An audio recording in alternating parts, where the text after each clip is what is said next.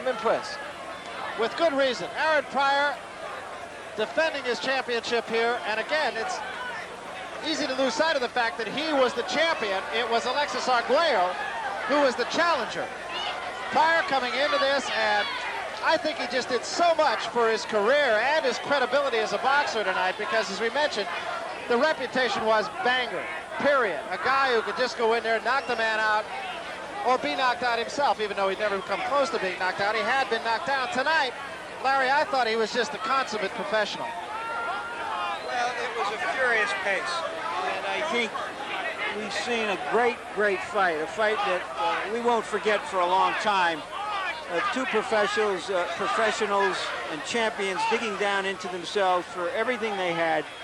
I thought that Arguello was fighting almost beyond himself, given the fact that he's had 80 fights, that he's 30 years old, 20 championship fights. It was a furious pace, and the younger man was able to sustain it.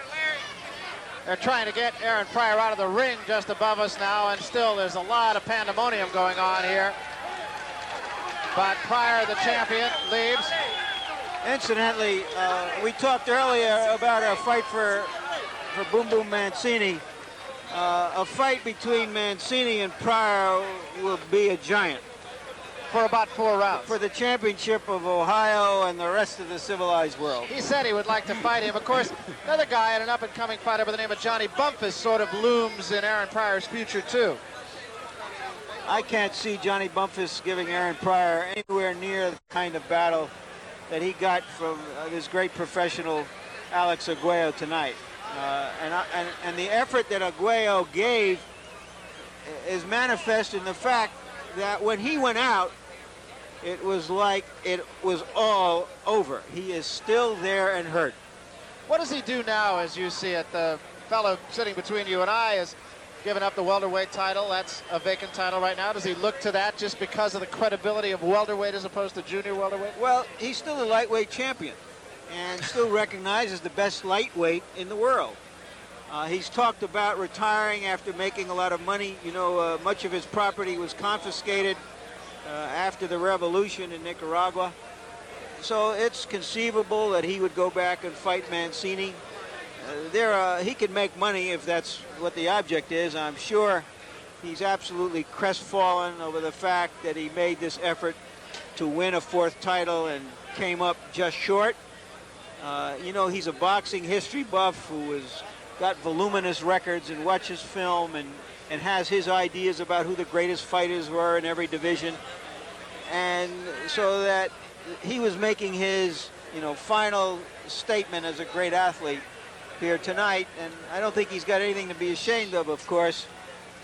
He just came up against a younger, stronger, more enthusiastic fellow. You know, the other thing that strikes me, too, and he ended his conversation with you by saying, I want to go over and talk to the champion now. And I guess, Ray, there is just a born respect between boxing champions. And you saw it tonight. You saw it with you and Tommy Hearns. Well, as a matter of fact, I'm quite sure that Arguello, I mean, he has nothing to be ashamed of. And there is still respect between both champions. And I'm really, you know, I think words cannot describe, I mean, the way how much I'm impressed with both fighters.